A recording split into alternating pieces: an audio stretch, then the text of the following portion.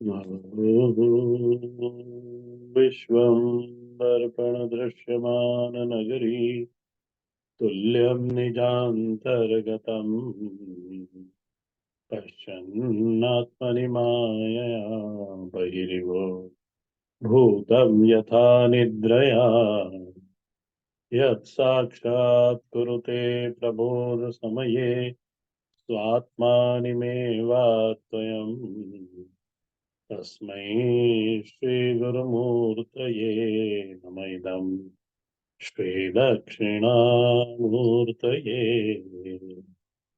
सच्चिदानन्दरूपाय विश्वोत्पत्त्यादिहेतवे तापत्रयविनाशाय श्रीकृष्णाय वयं नमः।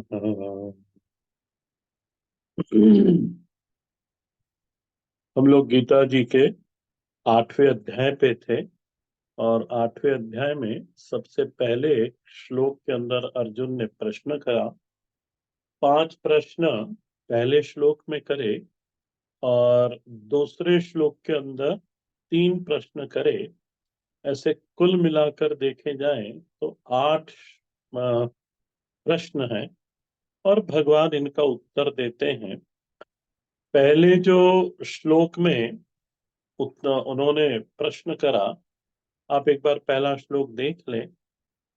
किम तद ब्रह्म, पहला प्रश्न है ये। ब्रह्म क्या है? अध्यात्म किम, अध्यात्म क्या है? कर्म किम, कर्म क्या है? अधिभूतम किम प्रोक्तम, अधिभूत किसको कहते हैं? और इसी इस श्लोक का जो अंतिम प्रश्न है वो है अधिदैवम किम उच्यते, अधिदैव किसको कहते हैं? और फिर उन्होंने श्लोक नंबर अर्जुन ने श्लोक नंबर 6 के अंदर अत्र अधियज्ञ कह, यहाँ अधियज्ञ कौन है? अधियज्ञ किसको कहते हैं? अस्मिन् देहे कथम च नियतात्मभिः प्रयाण काले कथम नेयसी असि, ये करके ऐसे 7 प्रश्न देखा जाए तो 8 प्रश्न देख ले आप। अस्मिन् देह कथम, इस देह में किस तरह से अधियज्ञ है, इसको अलग से प्रश्न माना है किसी किसी विद्वानों ने। अन्यथा ये 8वें में या 6ठे के अंदर ही इसको ले लेते हैं। और जो अंतिम प्रश्न है प्रयाण काले कथम नेय असि, असि यानी परमात्मा, बोले आप लेगो आपको, परमात्मा आपको जीवन के अंतिम अंतिम काल में भी जिस तरह से आपने 7वें अध्याय में निर्देश दिया था, जीवन के अंतिम अंतिम अंतिम समय में भी आप किस तरह से जान पाते हैं, वो आप हमें सारी साधना बताइए। भगवान ने जो उन्होंने प्रश्न पूछे अर्जुन ने, 2 श्लोकों में भगवान ने 7 प्रश्नों के उत्तर दे दिए और उन्हीं पर हम लोग चर्चा कर रहे थे, उन्हीं श्लोकों के ऊपर। तो आप देखें, मैं रिवाइज कर दे रहा हूं। किम तत् ब्रह्म, जो पहला प्रश्न था उसका उत्तर भगवान तीसरे श्लोक में देते हुए कहते हैं अक्षरम ब्रह्म परमम, बोले वह जो अक्षर, वह जो ब्रह्म है वही अक्षर है। तो इसको हमने भगवान भाष्यकार के भाष्य से भी देख लिया था। वह सत्ता जिसका कभी भी बाध नहीं हो सकता, वह सत्ता जो जिसका कभी भी क्षरण नहीं होता, उसको अक्षर ब्रह्म कहा जाता है। और अक्षर ब्रह्म स्वभाव, भगवान ने यहाँ पे आगे कह दिया परमम अक्षरम ब्रह्म स्वभाव। और स्वभाव का भी अर्थ फिर यहाँ पर वही सत्ता की गई है। स्वभाव शब्द नीचे अध्यात्म के अंदर जाएगा कि स्वभाव अध्यात्म उच्चते। ये जो अध्यात्म है उसको हमने चर्चा करी थी। स्वभाव का अर्थ क्या होता है? स्वभाव का अर्थ होता है उन उन अनात्मा के ऊपर जिसके ऊपर हमने आत्मभाव करके रखा है, उसको कहते हैं स्वभाव। जैसे शरीर को हमने आत्मभाव करके रखा है, शरीर से संबंधित जितनी भी वस्तुएं उसके ऊपर हमने आत्मभाव करके रखा है, उस आत्मभाव को ही स्वभाव कह के यहाँ पे पुकारा गया है। यानी देह के ऊपर अहम को का आरोप कर देना। अब जब देह के ऊपर अहम का आरोप किया हुआ है, तो देह से संबंधित जितनी भी व्यक्ति वस्तु है, सबके ऊपर अहम का आरोप होगा। बस वही उसको ही अध्यात्म कहते हैं। और अध्यात्म की परिभाषा यदि आपको श्लोक नंबर 3 के भाष्य के अंदर भगवान भाष्यकार ने कही है कि कहाँ से कहाँ तक ये अध्यात्म आता है, तो भगवान भाष्यकार ने कहा था, आत्मानम देहम अधिकृत्य प्रत्यगात्मतया प्रवृत्तम परब्रह्म अवसानम वस्तु स्वभाव। कि शरीर को आश्रय बनाकर जो अंतर्यामी भाव से रहने वाला जो पर ब्रह्म परमात्मा है, शरीर से लेकर पर ब्रह्म परमात्मा तक जो उसके अंतर्यामी के रूप में है, बोले ये सब अध्यात्म के अंतर्गत आएंगे। इस तरह से हमने अध्यात्म की चर्चा करी थी। फिर उन्होंने कर्म कहा था कि कर्म क्या होता है, तब भूत भावोद्भव करह कर्म। वहां पे कर्म, भूत भावोद्भव करो विसर्ग कर्म, त्याग को ही फिर यहाँ पर कर्म कहा था। अब यहाँ पर फिर लास्ट क्लास में हमने अधिभूत को देखा था। अधिभूत क्षरोभावो पुरुष क्षरोभाव, जहां पे जिस सत्ता के अंदर क्षरता लगी हुई है, जिस सत्ता के अंदर वह वस्तुएं जिसके अंदर शरण लगा हुआ है, वह सब अधिभूत के अंतर्गत जाएगी। और फिर हमने इसको देह को लेके उदाहरण दिया था कि देह में आत्मभाव की दृष्टि से यदि इसको देखा जाए तो अध्यात्म में गिना जाएगा, और यदि इसको क्षरण की दृष्टि से देखा जाए तो ये भूत के अंतर्गत अधिभूत के अंदर गिना जाएगा। आगे जो प्रश्न करा था अधिदैव को लेकर, तो भगवान उसका उत्तर देते हैं कि पुरुषश्चाधिदैवतम। बोले ये अधिदैव क्या है, बोले मैं ही अधिदैव हूं। भगवान ने ये कहा था कि जो परमात्मा चेतन परमात्मा है, इसी को अधिदैव ऐसा कहते हैं। और अब जो हमने लास्ट क्लास में कुछ टेक्निकल का गड़बड़ी हो गई थी, तो उसके कारण वो आवाज नहीं आ रही थी, इसलिए लास्ट क्लास का जो टॉपिक था हमारा अधियज्ञ, उसी को हमें आज देखना है। अधिदैवत को समझते हुए आप अधियज्ञ को समझना, क्योंकि इन दोनों में यदि इन दोनों को देखेंगे ना, तो महीन सा अंतर आपको दिखाई देगा। तो ध्यान से समझिएगा। समष्टि शरीर में, हम्म, समष्टि शरीर को मैंने पहले भी कह दिया था, टोटैलिटी। एक होता है इंडिविजुअल और एक होता है टोटल। तो समष्टि का अर्थ होता है टोटल, जितने भी शरीर है, ब्रह्मांड पूरा। हम्म, तो समष्टि शरीर में जो चेतन निवास करता है, कैसा निवास करता है, करणों का अनुग्राहक होकर। ठीक है। तो समष्टि शरीर में जो चेतन निवास करता है, ये लास्ट क्लास में, ये लास्ट में हमने अधिदैव में पढ़ा था। अधिदैव ही हिरण्यगर्भ है। क्या करता है ये अधिदैव, ये अधिदैव समष्टि करणों को चेतन अनुग्रहित करता है। देखो, समष्टि शरीर के करणों को, यानी समष्टि शरीर के संदर्भ में चेतन परमात्मा ही हिरण्यगर्भ है, चेतन परमात्मा ही अधिदैव है। समष्टि शरीर का क्या है, ये अनुग्राहक है। ये समझना। अनुग्राहक, यदि आपको सब लास्ट क्लास में भी मैंने बताया होगा, अनुग्रह करने वाला, जिसकी अनुग्रह से ये करण, करण यानी इंद्रियां, ये करण प्रवृत्ति करने में समर्थ है।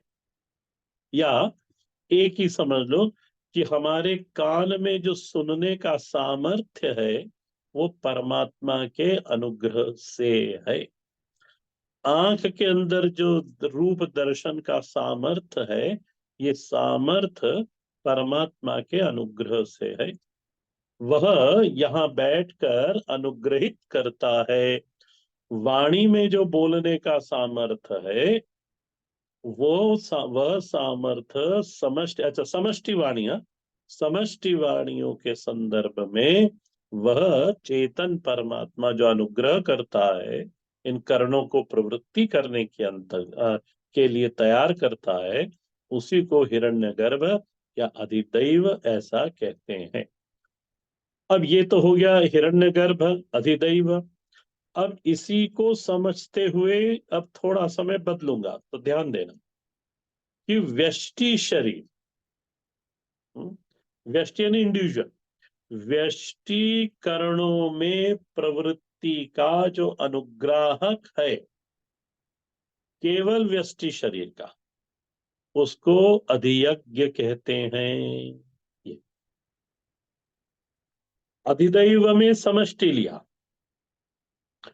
अधियज्ञ के अंदर क्या लिया? व्यष्टि लिया। व्यष्टि यानी इंडिविजुअल, एक शरीर को।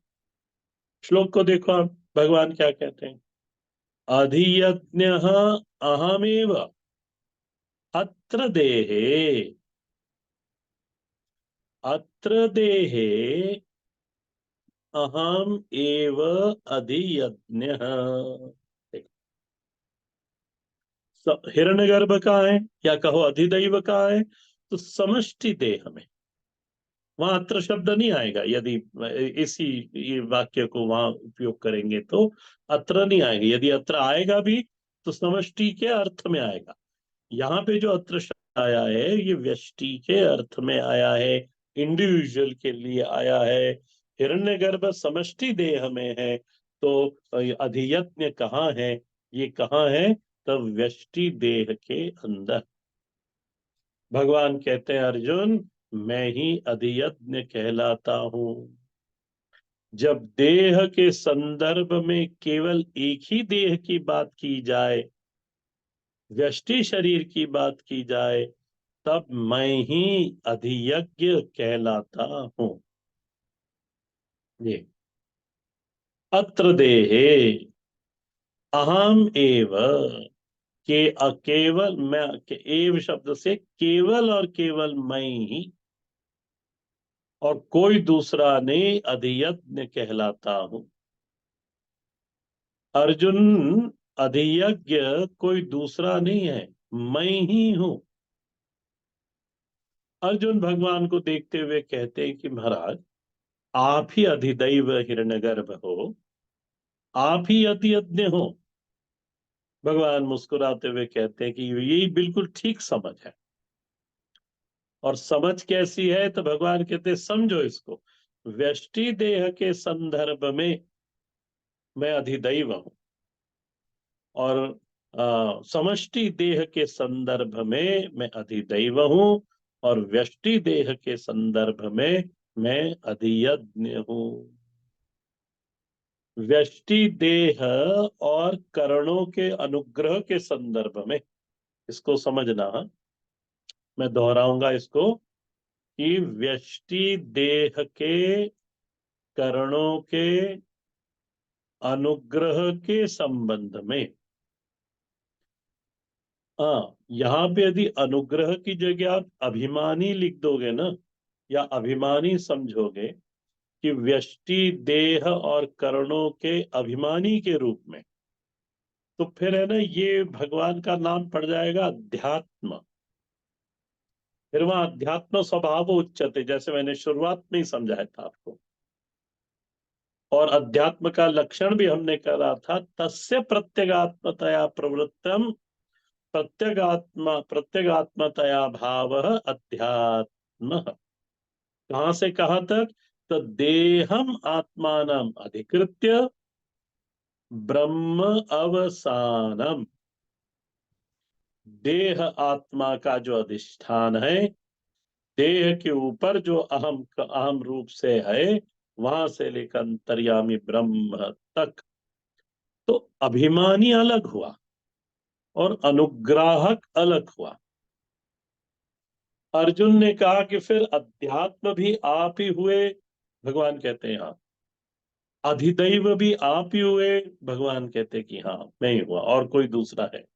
और बोले अधियज्ञ भी आप ही हो, तो बोले हाँ अधियज्ञ भी मैं ही हूँ, व्यष्टि के संदर्भ में, अनुग्राहक होने के संदर्भ में।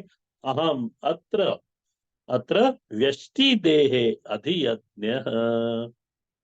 श्लोक को देखना, मैं अत्र शब्द का वहां पे अर्थ कर दिया। अहम अत्र व्यष्टि देहे अधियज्ञ। तो अध्यात्म में समझना, देह में प्राण से इंद्रियों तक परमात्मा अभिमानी होके बैठा है। आत्मा यानी देह में जो आत्म बुद्धि है, देह में जो अहम का आरोप है, ये अहम, ये आत्मा ब्रह्म अतिरिक्त और कुछ है नहीं ना। इसलिए गीता जी को पढ़ने के पहले ना बहुत सारे ग्रंथों का अनुकरण करना पड़ता है। हाँ, जीव और ब्रह्म में ऐक्य जानना पड़ता है पहले। जीव, जिसको अहम बोल रहे हैं हम, ये अहम और ब्रह्म में ऐक्य आचार्य सबसे पहले वही पढ़ाता है कि इसको समझो कि जीव और ब्रह्म है दो कोई अलग अलग चीजें नहीं है। जीव यही है जिसको हमें आम आम कह के आज हम अनुभव कर रहे हैं, और इसमें और ब्रह्म में किसी प्रकार का कोई भेद नहीं है, ये दोनों एक है। और दूसरा ऐक्य पढ़ाता है आचार्य, ब्रह्मांड और पिंड। ये ब्रह्मांड और ये पिंड जो है, ये दोनों की दोनों एक है। और फिर वहां पे माया प्रकरण लेके आते हैं, वो अलग विषय आ जाता है। पर हाँ, समझने में पहले यही पड़ता है कि जो अहम है, इसका आरोप अनात्मा रूपी देह के ऊपर किया गया है। बस आरोप करा गया है, नहीं अभिमान होकर बैठा है कि देह मेरा है, मैं देह का स्वामी हूं, और देह मेरा सेवक है, मेरे लिए ये देह है। वहां उसको कहते हैं अभिमान करना। यहाँ पे कहा अनुग्रह। अनुग्रह का अर्थ क्या होता है? तो अनुग्रह का अर्थ, यदि आपको, आपने पहले प्रकरण ग्रंथ पढ़े होंगे, तो जैसे सारी इंद्रियां हैं हमारे यहाँ, इंद्रियां कितनी हैं शरीर में? तो पांच ज्ञान इंद्रियां हैं और पांच कर्मेंद्रियां हैं। तो पांच ज्ञानेंद्रियों और पांच कर्मेंद्रियों और अंतःकरण चार, इन सब के अपने अपने अनुग्राहक देवता हैं। और ये सारे की सारे अनुग्राहक जो देवता है, ये अधियज्ञ के अंतर्गत आते हैं, ध्यान रखना इसमें। नहीं तो आप फिर ऐसा मत सोच लेना कि अनेक अधियज्ञ होते हैं, ना ना। एक अधियज्ञ के अंदर ये सारे देवता आते हैं। कौन कौन से? तो श्रोत्रस्य दिग देवता, कान का देवता कौन है? बोले आ दिशाएं कान का देवता है। त्वचो वायु, हाँ, जो त्वचा है उसका वायु है। और वाचो चक्षुर सूर्य, चक्षु का सूर्य है। रसना वरुण है, ये रसना जो जीवा है हमारी, इसके वरुण देवता है। घ्राणस्य अश्विनो कुमार। और फिर आती है बस घ्राण हो गई, दो नाक हो गई, कान हो गया, जीवा हो गई, चक्षुर हो गया, ये कर्म, ये ज्ञान इंद्रिया हो गई। तो ये इनके अनुग्राहक देवताएं हैं। और फिर जो क्या बोलते हैं कर्मेंद्रियां हैं, वो क्या है? तो कर्मेंद्रियों का जो वाचा, वाणी दोनों में आती है, कर्म में भी आएगी और ज्ञान इंद्रियों में भी आएगी। इसे जिह्वा से स्वाद भी लिया जाता है, जिह्वा से बोला भी जाता है। तो वाचो देवता वन्नी, वाणी का देवता कौन है? तो बोले अग्नि।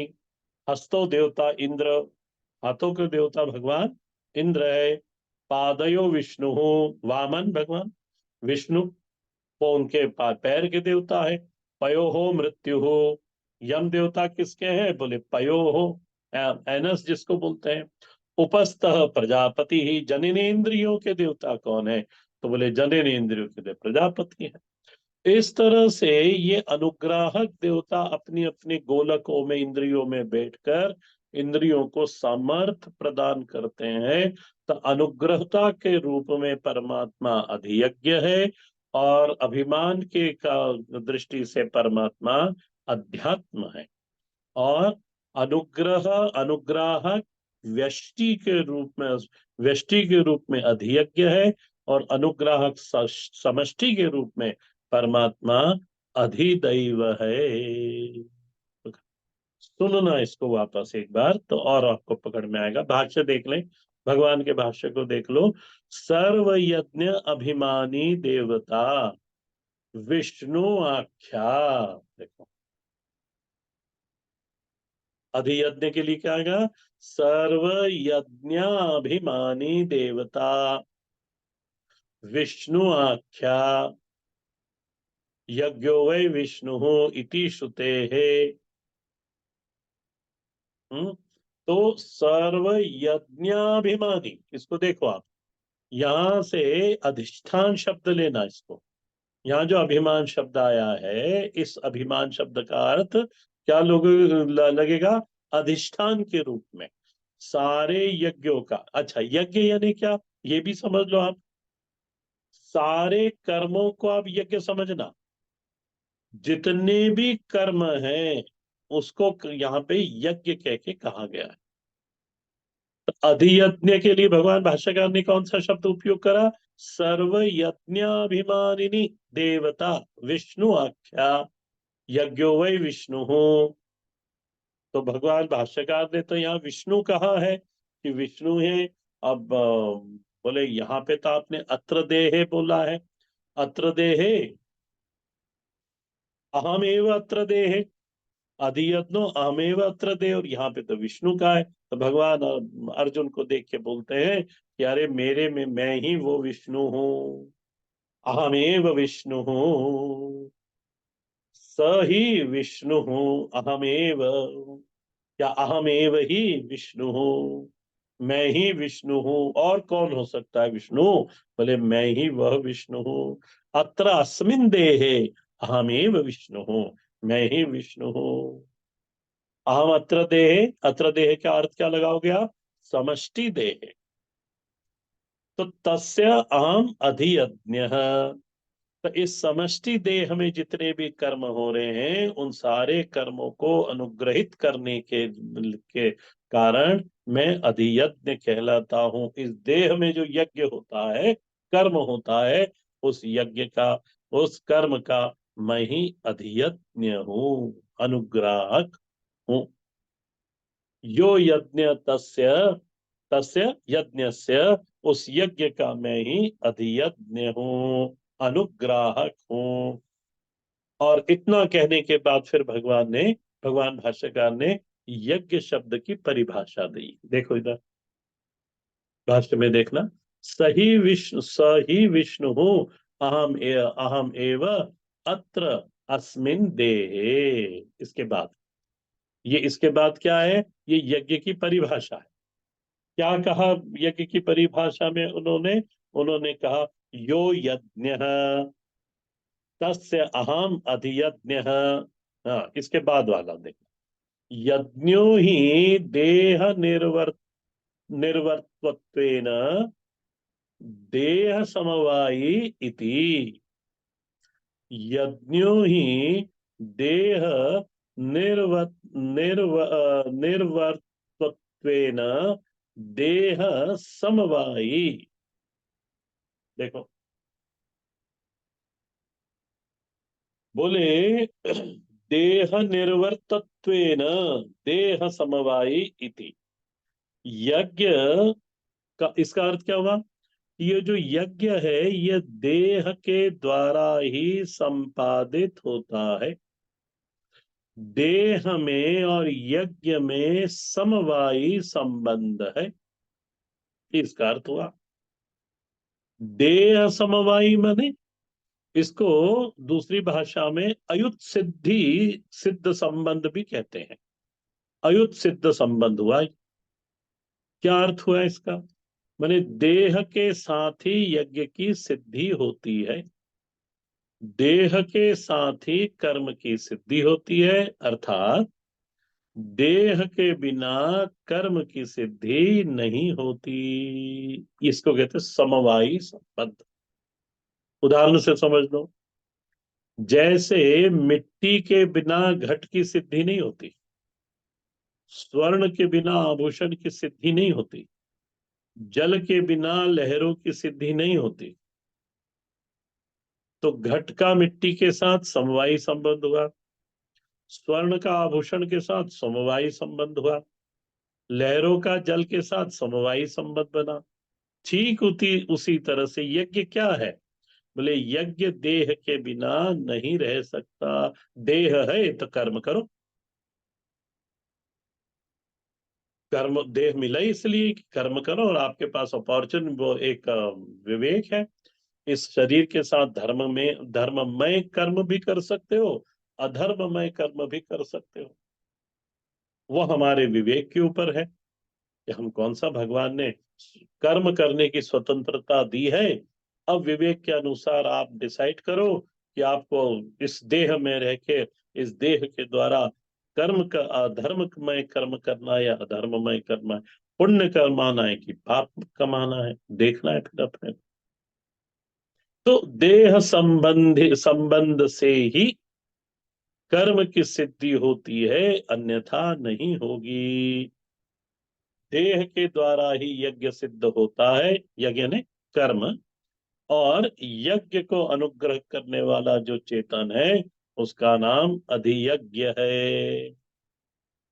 तो व्यष्टि देह में होने वाले समस्त कर्म को अनुग्रहित करने वाला जो चेतन है, वो क्या बना? उसको कह दिया अधियज्ञ। वापस से दोहरा रहा हूं उसको मैं, इसको मैं, कि व्यष्टि देह में होने वाले समस्त कर्म को अनुग्रहित करने वाला जो चेतन है उसको कह दिया अधियज्ञ। अथवा दूसरे शब्दों में इसी चीज को सुन लो, चेतन वस्तु को ही अधियज्ञ नाम से पुकारा जाता है जब उसको हम व्यष्टि देह और व्यष्टि देह में होने वाले यज्ञों के संदर्भ में पहचानते हैं, यज्ञों के संदर्भ में हम देखते हैं, तब उसी चेतन को अधियज्ञ कहते हैं। जैसे वो लौकिक उदाहरण है, उसको भी देख लो। पिता के संदर्भ में एक व्यक्ति को पुत्र कहा जा रहा है, और उसी व्यक्ति को उसके पुत्र के संबंध में पिता कह देंगे। व्यक्ति एक ही है, ये समझना, केवल संदर्भ बदल रहा है, और संदर्भ बदल रहा तो संज्ञा बदली उस व्यक्ति की। ये तो मनुष्य की जिस तरह से संदर्भ पर संज्ञा बदलती है, ठीक उसी तरह से उस चेतन की भी संज्ञा बदलती है। अच्छा, संदर्भ पे ध्यान देना। इसको कंक्लूड करता हूं पूरे को मैं। भगवान ने जो 5 के उत्तर दिए हैं, 6 प्रश्न के उत्तर दिए हैं, उनको देख लो आप एक बार। उस अस्तित्व को, उस चेतन अस्तित्व को, उस परमात्मा को, उस चेतन परमात्मा को बिना किसी संदर्भ से ब्रह्म ऐसा कहते हैं। बिना किसी, जब कोई संदर्भ नहीं था, जब कोई संदर्भ नहीं है, कोई उपाधि नहीं है, तो उस चेतन को क्या कह दिया? ब्रह्म कह दिया। तस्य एव परस्य ब्रह्मणः। ये कोई किसी उपाधि नहीं। फिर अध्यात्म, तो ये पहली बात हो गई, ब्रह्म कोई बिना किसी उपाधि के। अब ये जो ब्रह्म है, तस्यैव, जैसा अभी मैंने कहा, अध्यात्म में क्या हुआ?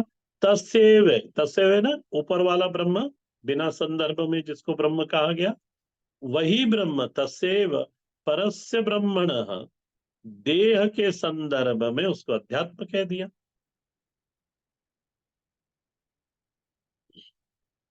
देह के संदर्भ में, देह इत्यादि कर लो आप, देह इत्यादि के संदर्भ में जहां अभिमान करके बैठा है उसको अध्यात्म कह दिया। अच्छा, फिर उसी चेतन की पंचभूत रूप, पंचभूतों को, पंच महाभूतों को लेकर अधिभूत संज्ञा हो गई। पंचभूत के, पंच महाभूत के संदर्भ में उसी चेतन की अधिभूत यह संज्ञा हो गई। फिर उसी चेतन की समष्टि अनुग्रहित होने के कारण, समष्टि देहों का, समष्टि करणों का अनुग्राहक होने के कारण वही चेतन अधिदैव कहलाया। अभी देखा आपने।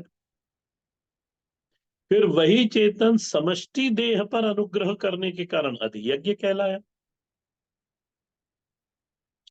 मने सत्ता एक है, संदर्भ के कारण संज्ञाएं अनेक अनेक हैं। इतना यदि समझ में आ गया होगा तो 7वें अध्याय का अंतिम श्लोक खोलो अब। क्या कह रहे थे भगवान? भगवान ने 7वें अध्याय के अंतिम श्लोक में, जो कि बीज मंत्र है इसका 8वें का, उसमें कहा था साधिभूतम साधिदैवम साधियज्ञम च ये विदुः। देखो, साधिभूतम साधिदैवम साधियज्ञम और अध्यात्म, तीनों चारों को ले लेना। बोले ते विदुः, कैसे विदुः? बोले माम ते विदुः, ते माम विदुः। उन्होंने मुझे जाना। किस तरह से जाना? कि मैं ही अधियज्ञ हूं, मैं ही अध्यात्म हूं, मैं ही अधिदैव हूं, मैं ही अधिभूत हूं, मैं ही अधियज्ञ हूं। जिन्होंने मुझे इस रूप में जाना, ये चार बोले अर्जुन अलग अलग नहीं है। मैं ही भिन्न भिन्न संदर्भों में इन नामों से जाना जाता हूं। बस, ज्ञानी पुरुष वही है जो इन चारों नामों के अर्थ को जान गया। माम विदु, देखो श्लोक को देखो, 700 के पहली लाइन पक देखो, साधिभूतम साधिदैवम माम च ये विदु, माम ये विदुः, जो मेरे को जानते हैं। कैसे जानते? इस रूप में मुझको जो जान लेते हैं कि चार चीजें हैं नहीं, चार चीजें केवल संदर्भ से दिखाई दे रही हैं, है केवल एक चेतन परमात्मा अस्तित्व। बोले वो जो जान गया, कैसे जान गया? बोले कहां तक जान गया? बोले प्रयाण काले अपीचते माम ते विदुः युक्त चेतसः। बोले वो यदि जीवन के अंतिम अंतिम समय में भी इस तरह से जान जाता है तो मैं उसको क्या कहता हूँ? बोले युक्त चित्त वाला, युक्त चेतस्य। और जो युक्त चित्त वाला है वो महाराज पर ब्रह्म परमात्मा से एक हो जाता है, मुक्त हो जाता है। हर हर महादेव। देखो इसको, अब भगवान जो मूल प्रश्न है ना उसका उत्तर देंगे। श्लोक नंबर 5 से, अंत काले च मामेव स्मरन् मुक्त्वा कलेवरम यह प्रयाति समद्भावम याति न अस्ति अत्र संशय। अब महाराज अंत काल में किस तरह से आपका स्मरण रहे वो साधना भगवान फिर आगे के श्लोकों में बताएंगे, जो हम आगे की कक्षा में देखेंगे। हर हर महादेव। श्री राम राम रामेति रमे रामे मनोरमे सहस्रनाम तत्तुल्यं राम नाम वरानने। श्री राम राम रामेति